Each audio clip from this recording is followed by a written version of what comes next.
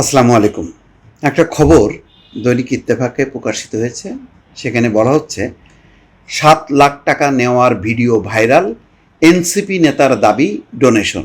তো আসলে এই ঘটনাগুলো বিচ্ছিন্ন কোনো ঘটনা না, অসংখ্য ঘটনার মধ্যে একটা দুইটা মাঝে মধ্যে প্রকাশ হচ্ছে। তাহলে কল্পনা করেন যে আমরা এমন একটা পরিবর্তনের মধ্যে আসলাম যেখানে চাঁদাবাজি বন্ধ হলো না, যেখানে খুন জখম রাহাজানি কোনো কিছুই বন্ধ হলো না, বরং নতুন মাত্রায় এবং আরও উচ্চ মাত্রায় সেটা সংগঠিত হচ্ছে।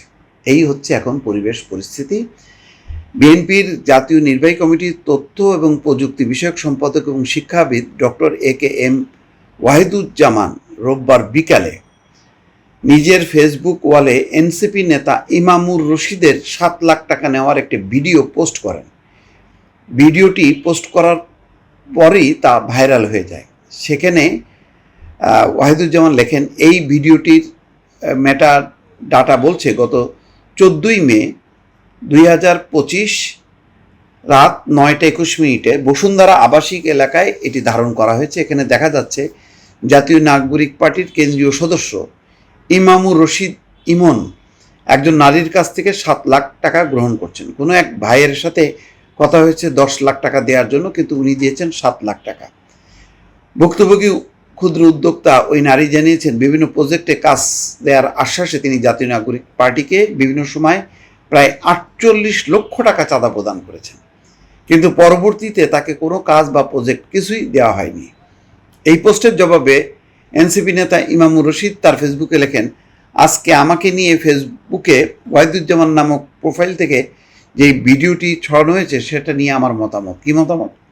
ভিডিওতে যে মহিলার কণ্ঠস্বর শোনা যাচ্ছে, তিনি গত মে মাসে প্রথম দিকে আমাদের জাতীয় নাগরিক পার্টির অস্ত্রিক কার্যালয়ে এসে পার্টির আহ্বায়ক এবং 2 অঞ্চলের মুখ্য সংগঠক দ্বয়ের সঙ্গে দেখা করেন।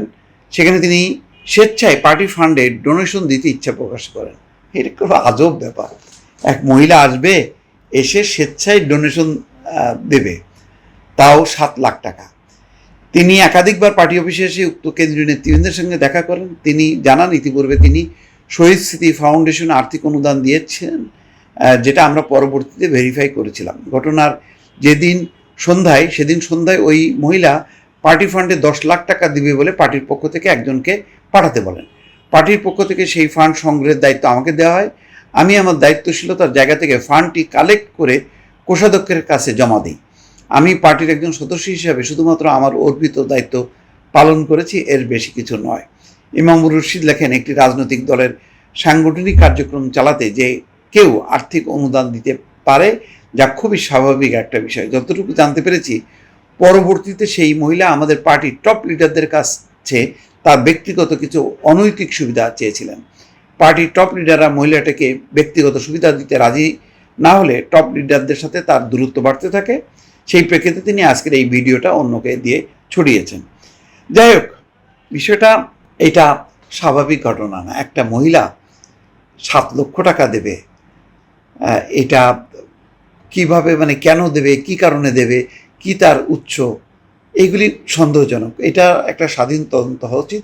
আর এমনিতেই তো আমরা জানি যে বিভিন্ন জায়গায় টেলিফোনে হোক, বাসা বাড়িতে যে হোক, হুমকি ধামকি দেওয়া হচ্ছে গ্রুপ ধরে, যে তোমাকে ফাঁসাই দেবো, মামলা করবো, এটা করবো, সেটা করবো, ঘটছে। কিন্তু এটা সঠিক না বেঠিক এটা তদন্তের মাধ্যমে জানা যাবে।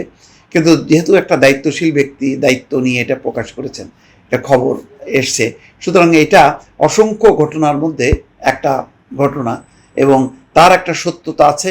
এই কারণে হয়তো এটা সত্য নাও হইতে পারে, কিন্তু এই ঘটনাগুলো যে ঘটছে সেটার ব্যাপারে কোনো রকম সন্দেহ নেই। দর্শক, ভালো থাকবেন। আল্লাহ হাফেজ।